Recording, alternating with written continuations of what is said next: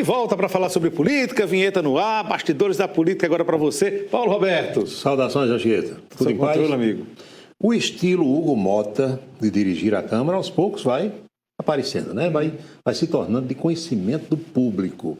E isso vale para Hugo Mota, o que a gente vai dizer, mas vale para todo mundo que seja do universo político.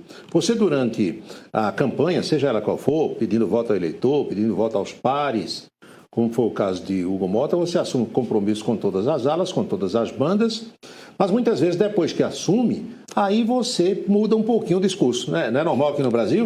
Normal.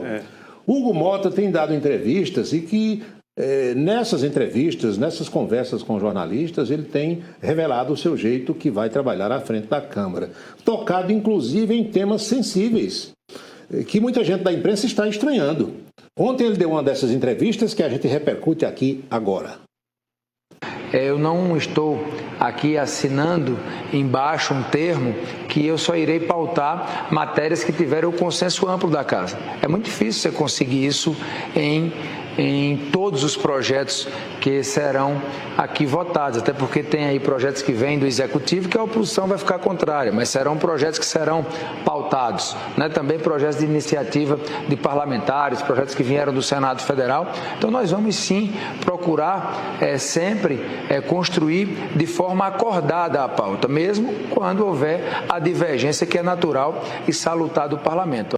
Mesmo quando houver a divergência, ou seja, o Hugo Mota, ele está se reunindo com os líderes, diferentemente de Arthur Lira, que se reunia lá na residência oficial da presidência da Câmara, ele está se reunindo na sala das lideranças, na própria Câmara. E aí os assuntos que os líderes resolverem, ele vai colocando em pauta, inclusive esses temas polêmicos aí de anistia, de modificação da lei da ficha limpa, etc. e tal. Então quem achava que ele ia ser manipulado por Arthur Lira, parece que não é bem assim, né? Naturalmente que ele tem alguns compromissos, né? Sim, vai imprimindo o seu ritmo. E uma nobre colega repórter, ao chegar ontem lá no gabinete de Hugo, disse: eu não sabia, deputado, que o senhor torce pelo Flamengo. Olha que bandeira bonita. Aí Hugo Mota disse: da Paraíba. Tem as mesmas cores, mas ele não está mengo, não, é nego. Acontece, né? Isso uma vez aconteceu com o Ney Suassuna também, quando era senador. E o presidente Lula está retomando hoje as viagens pelo território nacional. Depois desses cerca de 2 meses aconselhado pelos médicos a não entrar em avião, Lula está retomando as viagens e nós temos os compromissos oficiais para hoje. Aqui estão. Mais uma entrevista de manhã. Rádios Metrópole e Sociedade da Bahia. Ontem foi para o pessoal, né, que estava lá Minas, né? Minas Gerais, Itatiaia e outras. Hoje foi para a Bahia. Depois Lula partiu para o Rio de Janeiro, onde chegou pertinho das 11 horas. Nesse instante ele está visitando o Hospital Federal de Bom Sucesso, participa da cerimônia de reabertura da emergência desse hospital, almoça e depois parte para Brasília, lá da base aérea do Rio de Janeiro. E quando chegar em Brasília, olha aqui, tem mais compromisso para a parte da tarde. Lula vai conversar com Fernando Haddad, ministro da Fazenda. Haddad esteve ontem com o Hugo Mota, levando as pautas de interesse do governo. E depois vai conversar com Alexandre Silveira, ministro das Minas e Energia. E amanhã Lula estará na Bahia. Agora vai ser viagem em cima de viagem aqui pelo território brasileiro. Romero Rodrigues, ex-prefeito de Campina Grande e deputado federal, recebeu em seu gabinete na Câmara dos Deputados o diretor do Hospital da FAP, aqui de Campina Grande, Derlop das Neves, e assumiu o compromisso de botar uma emenda boa, emenda gorda, para ajudar no hospital. Ele fala aqui na coluna. Não existe limite para a solidariedade com as pessoas que mais precisam. Todo mundo sabe o papel da FAP em relação à questão de pessoas portadoras de câncer em Campina, no interior da Paraíba inteira. É uma honra muito grande poder receber aqui e também ser conhecedor, como eu sou, do trabalho que você realiza na instituição. Mas o mais importante nesse instante é dizer a cada um de vocês que, mais uma vez, ajudamos o ano passado com recurso para a implantação, para a estruturação de um espaço na oncologia infantil. É algo novo que a FAP vai oferecer. E agora nós vamos ajudar novamente, mais um valor significativo para ajudar você. E agora o recurso para exatamente fazer a complementação. Ainda deu um saldo, né? Ainda sobrar um pouquinho. A oncologia tem avançado bastante na Paraíba, né? Tem um programa do governo do estado, tem o HELP que entrou aí nesse campo, tem a FAP, tem o Laureano e João Pessoa, e tudo isso é importante porque tem muita gente doente. Cada vez mais, infelizmente. Cada vez mais, não é? O governador João Azevedo, governador paraibano, que esteve ontem em Brasília com o presidente Lula e outros governadores nordestinos, tem sido procurado pela imprensa para falar sobre 2026. E chega uma hora que João Azevedo diz, pessoal, deixa eu trabalhar, 26 só em 26. Por enquanto, vamos falar em administrativo. A imprensa deu destaque aqui, nós temos uma foto do senhor governador. João Azevedo aconselha aliados a conter a ansiedade sobre a sucessão estadual. Vamos deixar para o ano que vem. E o próprio governador falou isso conversando com o nosso colega Heron Cid. Olha aqui. Primeiro que a ansiedade seja reduzida. As pessoas estão numa ansiedade muito grande, como se a gestão e as eleições fossem esse ano. As eleições serão em 2026. Nós estamos lidando com a tranquilidade e a clareza que o processo exige, dialogando com cada partido da base, conversando com todos os protagonistas desse processo, para que a gente chegue em 2026 de uma forma extremamente tranquila, segura, apresentar uma chapa que possa dar continuidade a essas conquistas todas que a Paraíba tem, sem que isso seja imposição de quem quer que seja. Não é assim que funciona. Então nós temos essa tranquilidade, já tivemos várias reuniões, já conversamos muito, vamos continuar conversando esse ano inteiro, para que em 26 a gente possa ter o posicionamento de uma forma, eu diria, harmônica e dentro do nosso grupo que dá sustentação ao governo. Certíssimo, né? Eu acho que realmente esse ano não era para ninguém estar falando de eleição. Era só gestão, mas não tem gente. Tem agente político que gosta, né? Tem agente não. E tem jornalista também que gosta de cutucar. Da pauta, né? Faz parte. Da manchete, faz parte. Pois bem, boca maldita de hoje vem do interior das Minas Gerais, de uma cidade chamada Felício dos Santos. Eita. Lá existe um vereador do partido Avante chamado Vladimir Canuto. Vladimir recebeu algumas denúncias de eleitores de que nos postos médicos da cidade, nas UPAs, o atendimento estava muito devagar, que tinha médico que passava o dia todo no celular, olhando TikTok, não sei o que e tal. Ele disse, eu vou lá fazer uma fiscalização. Só que o homem chegou num dos postos médicos e poderia ter se dirigido educadamente ao pessoal, mas ele aloprou, chegou chutando porta, entrando em todo lugar.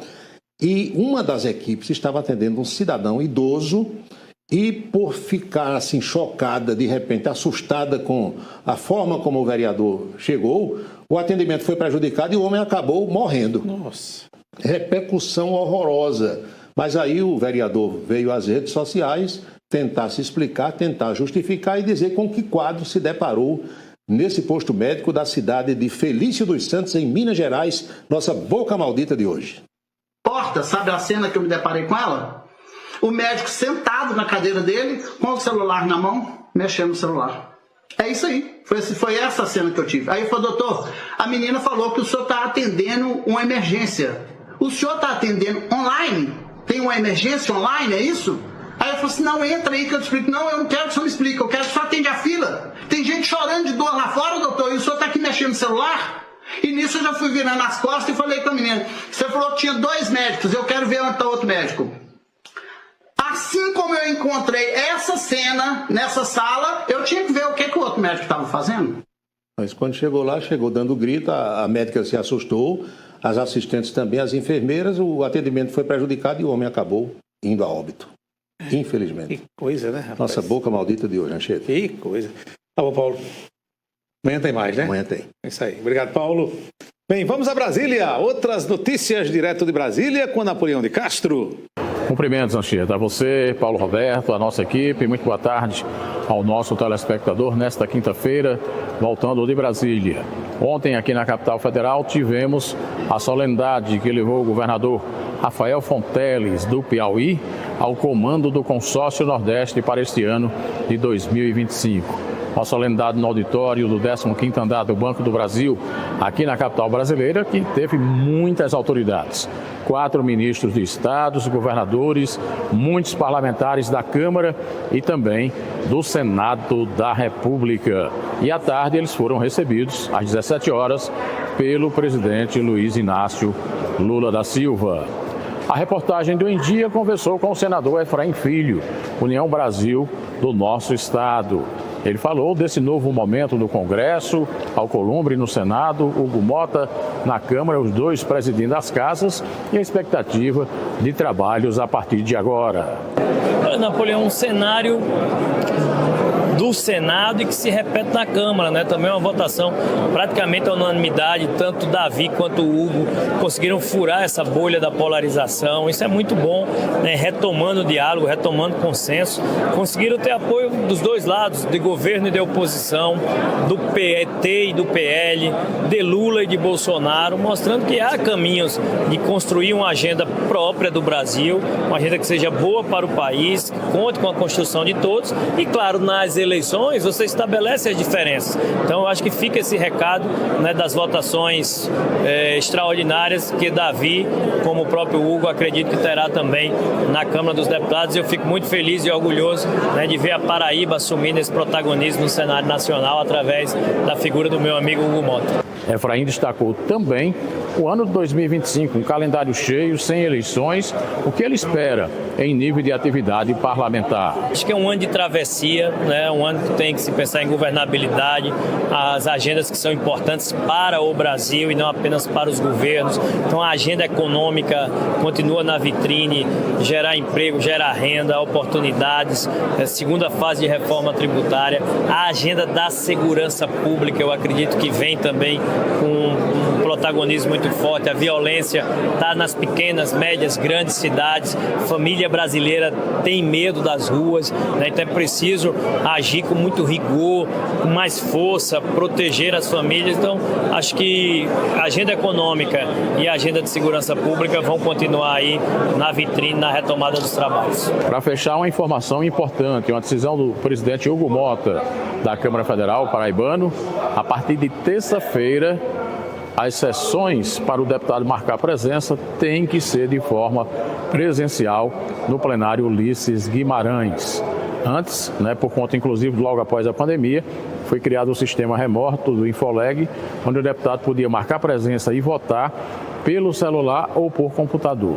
Agora, nas terças e quartas, nós vamos ter essa obrigação do deputado estar em plenário para poder marcar presença. Não deixa de ser uma boa notícia para as atividades legislativas serem mais produtivas aqui na Câmara Federal. Grande abraço, Anchieta, de Brasília, Napoleão de Castro. Obrigado, Napoleão. Mais um intervalo chegando. A seguir, os melhores momentos da grande vitória do basquete Unifacisa.